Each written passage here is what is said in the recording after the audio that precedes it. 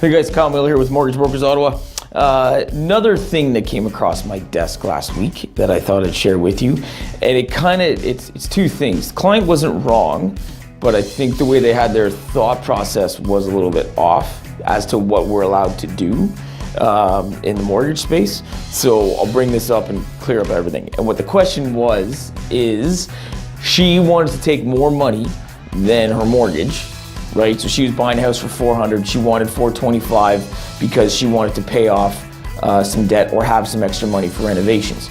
And the way you can do that, kind of, but the one thing I want to be clear of is that it has to be set up properly. So, for example, the way this works is what she wants to do is something called a purchase plus improvement. And the high level, really quick answer to this is, yeah, you can do that. You buy a house for $400, you're gonna put $25,000 in of value-added renovations, kitchen, bathroom, floor, roof, furnace, stuff like that. Not pool, gold-plated ceilings, slate, tile, necessarily that stuff. That you like versus what really makes the house work and function well for the majority of people. That makes sense? Kitchen is all gonna work for everybody. Slate tile's not gonna work for everybody, kind of a thing.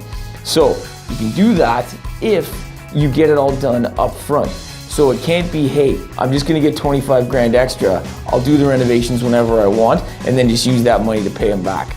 Thanks. It doesn't work like that. It all has to be done as part of the entire deal. So what she needs to do, she needs to come to me with the renovation she wants to do, quotes for materials, labor, the full cost. We're gonna send that in with the deal when we send it in to get it approved. So we're gonna send it in, we're gonna send in all the quotes, we're gonna make sure our numbers work, and as long as they feel the value of this property and the value of the renovations are gonna equal. So the value, if she goes for 400, puts in 25 grand in renovations, and at the end of it, it equals 425 in value, then we're good, right? So, and that's what we can do. And what happens is, real quickly, is the lawyer gets two checks, basically. They get a check for 400 grand because that's what's going to the seller, and then they get a check for 25 grand. And what has to happen is my client has to pay for those renovations, that 25 grand up front, get them done in about 3 to 4 months from taking possession of the house. And then when they're done, we have inspected real quick, and then the money gets released from the lawyers, and then it's used to pay back whatever she used to pay for those renovations. That makes sense, right?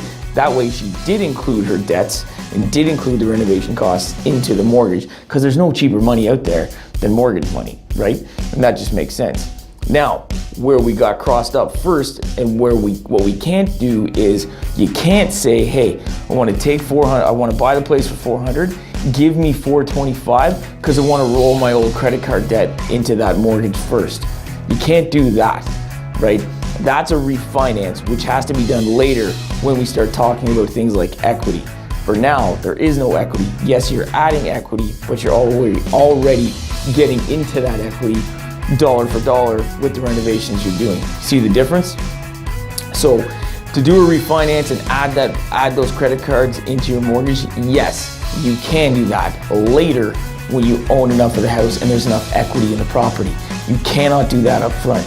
However, if you want to do some renovations, talk to your broker, talk to your banker, right? Figure out what those are, get the quotes for them, and come prepared to actually put those right into the mortgage up front. Because if you do that, that's when it can work out for you, and that's how you can save a whole bunch of money. Because like I said, mortgage money is super cheap right now. You can't get any credit product out there for like you can on a mortgage. I mean, a high ratio mortgage, 2.5%, no credit card, no company, no line of credit, nothing is going to give you money that cheap. So it's a great way to do it, especially if you want to upgrade.